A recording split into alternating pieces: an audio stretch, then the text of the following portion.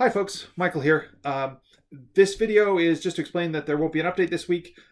What I did this week was I revamped the menu. You can look at my previous dev video as to the exact details as to why. I didn't get anything done except the menu, which was on the books. Like, a menu is a tricky thing when you have a full game and it needs to have all these different edge cases. So you end up with a job that's longer than a week, and all I did was replace the menu with a slightly different looking menu.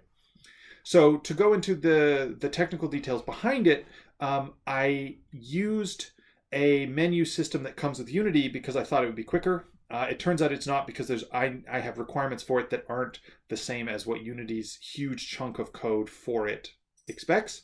So if you're making a game with mouse and keyboard, the built-in Unity UI system is perfect. I highly recommend it. If you're making a game that has text entry and requires the ability to switch between mouse and keyboard and controllers and back fluidly without going into any kind of submenu, and you need it to hand over control and capture of the buttons and the text fields between these, and you need to pop up a in-game menu and not in-game keyboard, on-screen keyboard and not, it gets more complicated.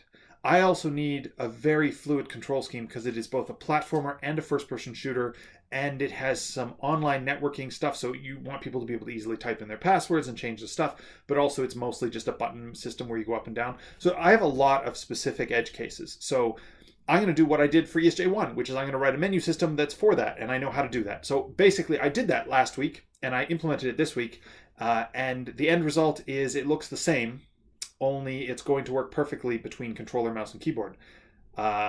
It doesn't yet. So in fact, it is the same menu, but different, but still the same broken. So yeah, so I'm not going to release an update this week because it seems dumb. It was work that needed to happen. I needed to do it, but it's not update worthy.